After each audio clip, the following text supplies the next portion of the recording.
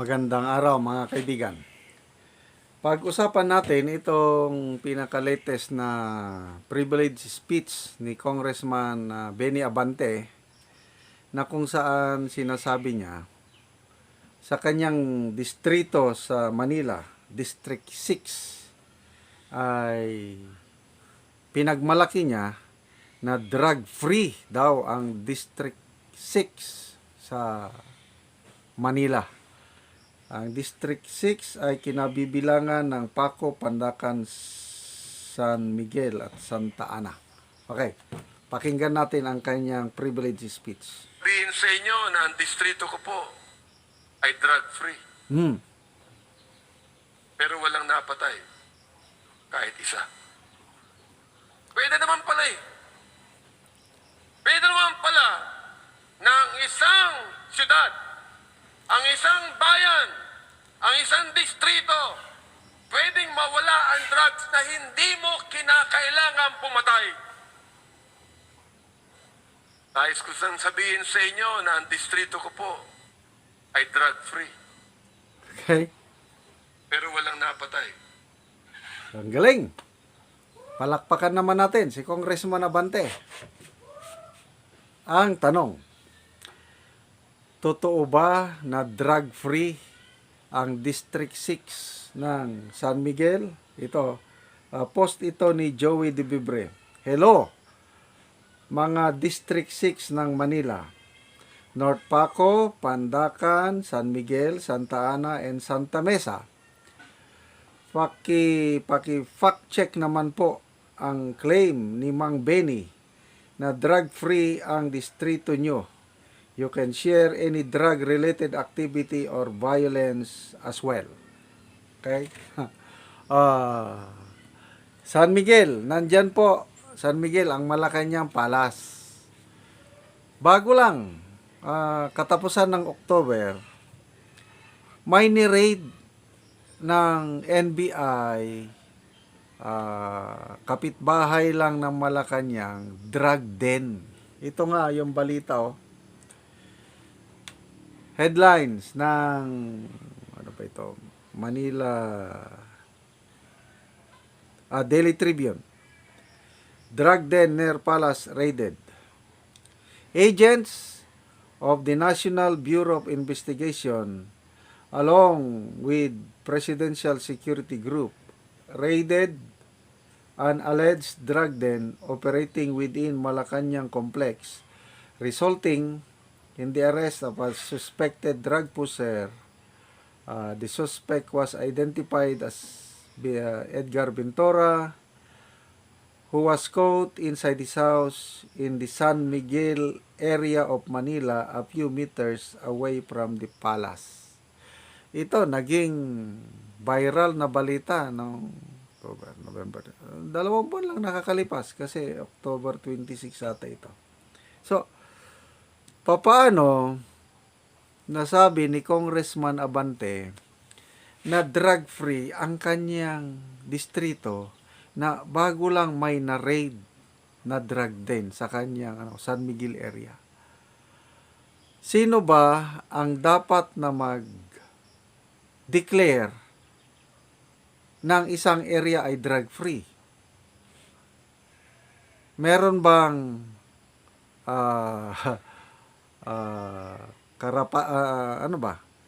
trabaho ba ng kongresista?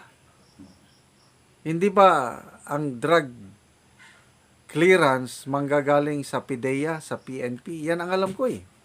Kagaya sa Armed Forces, paano mo ma-declare na ang isang lugar insurgency free? Merong proseso yan.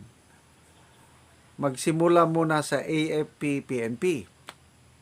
May gagawin. Yung Barangay Development Program ang tawag ngayon.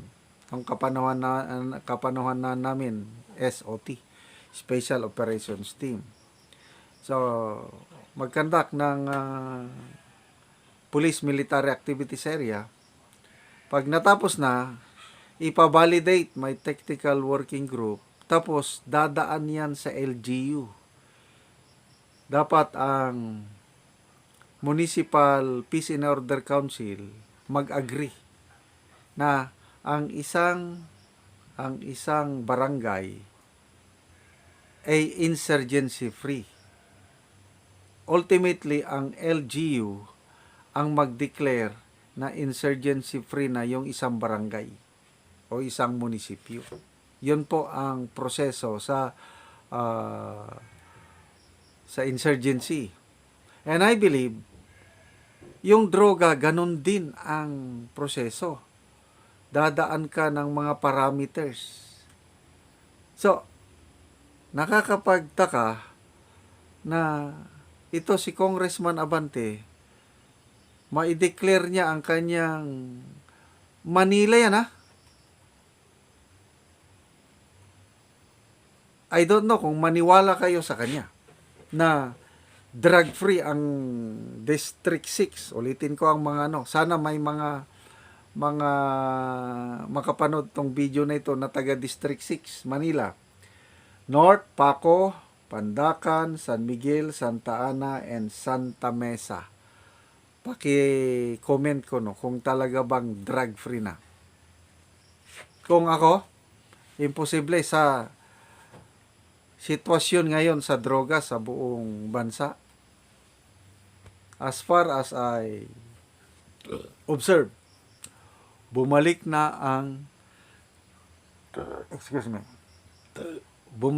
ang kalakaran ng droga sa buong bansa. Nung panahon nga ni PRRD, yung kanyang kampanya na puspusa na war on drugs, inaamin niya na hindi niya totally na-eradicate ang problema sa droga. Nung una, ang promise niya ay 6 months lang. Tatapusin niya ang problema ng droga. But later on, inamin niya na nagkamali siya. Hindi niya alam na masyado nang malala ang problema ng droga sa bansa. Kasi mismo mga police officers ang na-involve. Hindi naman lahat Kailang may mga police generals na na-involve Pati na rin mga local government executives may na-involve din. So, na-failure siya. Sabi ko, I failed. Hindi ko kaya. So, panahon ni PRRD, hindi tumigil o naglaylo. Maraming naglaylo dahil sila sa presidente, talagang natakot na sila Dito sa Mindanao, yung mga napupuntahan kong lugar, may alam kong lugar sa Caraga Region. Grabe ang kalakaran ng droga. Bago umupo si PRRD. Nung umupo na, after mga 1 year, napunta ko doon, tinanong ko, kumusta na ang droga dito? Sabi ng mga kakilala ko doon, Sir, tumahimik na, hindi na katulad ng dati. Kasi natakot sila kay Tatay Digong. Lumayas sila. Nagpunta sa iba't ibang lugar. Ganun lang.